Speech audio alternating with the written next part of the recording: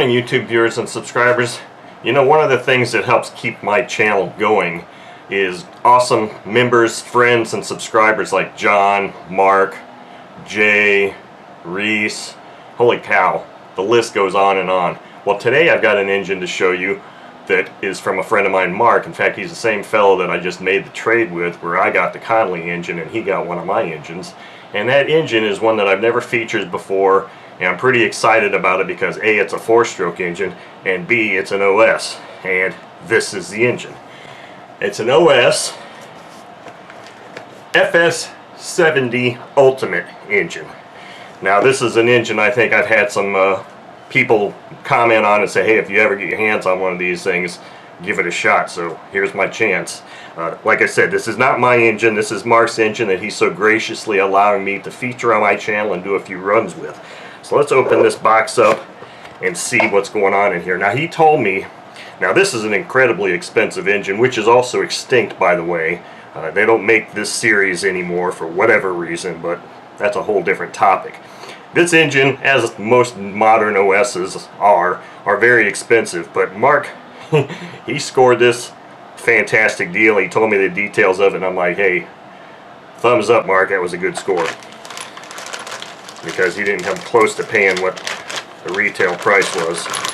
So in this first bag, we've got the exhaust, and it looks like the high-speed needle. Nothing really to look at there. Let's look at the engine.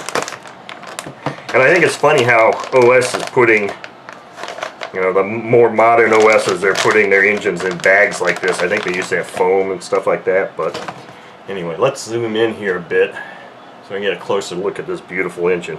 So this is the FS-70 Ultimate. And as you can see, this is actually a pumped engine.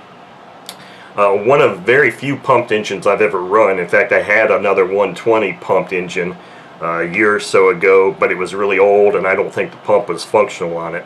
And personally, I kind of shy away from pumped engines because of that reason. These are usually say that they're not user serviceable, and if it's an extinct engine, damn near impossible to get parts for. But as you can see, this is a pumped engine, and it's in great shape. It wasn't new, I don't believe. Maybe it was new when Mark bought it, but he's put some runs on it. As you can see, it features like a slide barrel type carb here. But this engine is just, you know, it's an OS and it's a fantastic engine. I kind of like this the rocker cover, 4-stroke OS Ultimate.